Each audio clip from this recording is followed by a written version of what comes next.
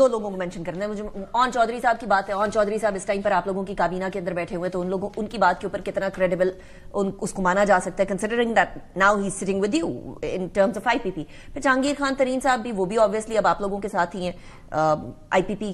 So considering all that یہ دو شہادتیں ان کے اوپر کتنا زیادہ تکیہ کیا جا سکتا ہے؟ نہیں دیکھیے وہ تو اس وقت میں ساتھ موجود تھے نا جی, تو انہوں نے اپنا ورژن دیا. آپ کے ساتھ نہیں ہمارے ساتھ تو جی دیکھیے ایک سیاسی اتحاد ہے. ہم جی دیکھیے لیٹس بی ویری آنےسٹ, اگر ہم اکیلے گورنمنٹ فارم کر سکتے ہوتے تو کوئی بھی جماعت نہیں چاہتی کہ اس کو اتحاد فارم کرنا ہو, مگر آئی پی پی ہمارے اتحادی ہیں, اس میں ہمارے ممبرز ہیں, تو اس لیے as a result of that alliance ان کے لوگ کابینہ میں بھی موجود ہیں, ایم کیو ایم کے بھی موجود ہیں. تو دیکھیے وہ یقیناً ان کا ایک اپنا تجربہ ہے, ان کا موقع فرسٹ ہینڈ ایکسپیرینس کا ہوگا, وہ شیئر کریں گے, وہ ان کی ورژن ہوگی. بنیادی بات تو یہ ہے کہ اب آپ اس انویسٹیگیٹو رپورٹر نے وہی باتیں تفصیل میں لکھی ہیں جس کو پہلے ڈسمس کیا جاتا تھا کہ یہ پروپیگنڈا ہے, یہ باتیں ہیں.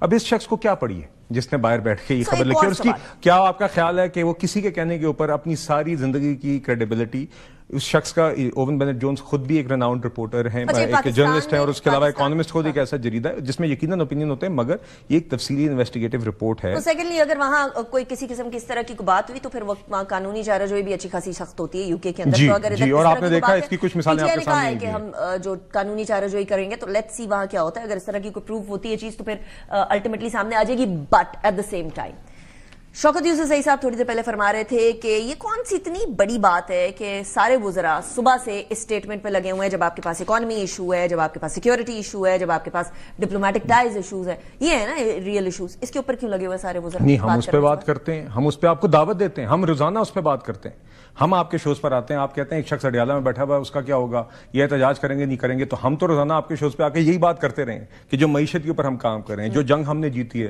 جو ڈپلومیٹک کامیابی آپ کے سامنے ہو رہی ہیں, جو اس ملک کی سمت کو ہم درست ڈائریکشن میں اب لے کے جا رہے ہیں, اور آگے اس کو کس طرح آگے لے کے جانا ہے, اور اس میں سب کو اپنا حصہ ڈالنا چاہیے. جب ہم یہ باتیں کرتے ہیں تو آپ کہتے ہیں نہیں نہیں فلانا شخص, نہیں جی میرے کندھے کو نہ استعمال. نہیں میں صرف آپ سے نہیں, میں تو بات کروں ان لوگوں کی بھی, کیونکہ ہم جب ان پی ٹی آئی کے ساتھیوں کے ساتھ ٹاک شوز پہ بیٹھتے ہیں وہ کہتے ہیں نہیں یہ کیا باتیں, بات یہ ہے کہ جی ہم نے احتجاج کرنا ہے, بات یہ کہ ہم نے آ کے اسلام آباد میں توڑ پھوڑ کرنی ہے, بات یہ کہ ایک شخص ہے اس کی رہائی کے علاوہ کوئی اور کام نہیں.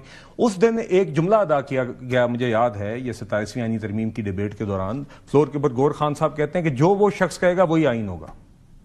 ایسی سوچ رکھنے والے لوگ پھر آگے آ کے آئین اور قانون پر باتیں کرتے ہیں.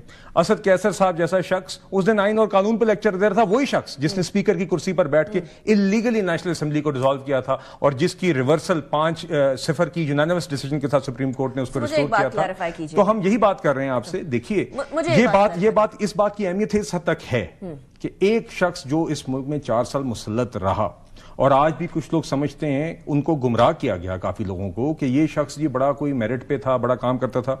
کرپشن تھی, اس میں تصدیق ہے. میرٹ کی دھجیاں اڑائی گئیں, اس کی تصدیق ہے.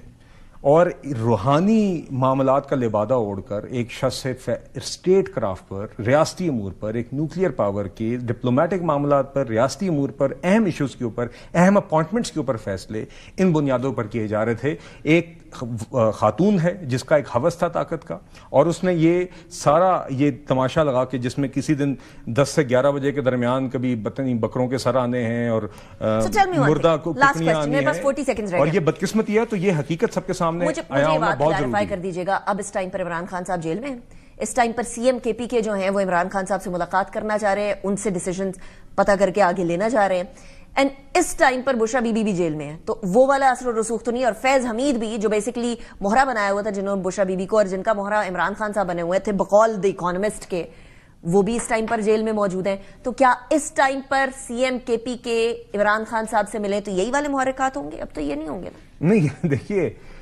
آپ کو تو یہ پتا ہے کہ ایک شخص جو جب کرسی پر تھا, اگر اس کی سینس آف مائنڈ یہ تھی کہ انہوں نے ان چیزوں کی بنیاد پر ریاستی امور پر فیصلے کرنے ہیں, تو آج تو چلیں. آج آپ کا کیا خیال ہے, جو شخص اس ذمہ داری کے اندر اس طرح کی حرکتیں کر رہا تھا تو آج کیوں نہیں کرے گا؟ Very interesting point of view. ذہنی توازن جس شخص کا اگر اس ٹائم پر اس کو اس بات کا احساس نہیں ہو رہا کہ میں کس ذمہ داری پر بیٹھا ہوا ہوں, مسلط شدہ ہی سے مگر میں بیٹھا ہوں, اور اس ٹائم پہ اس شخص کا ذہنی حالت یہ تھی کہ وہ ان چیزوں کی بنیاد پہ اہم امور کے فیصلے کر رہا تھا. How is that person fit for any office اور any leadership position? That is a question جو کہ ہم لوگوں کو آنے میں پتہ چلے گا. بلال Azhar Kiani sahab, thank you very much for joining me in the programme.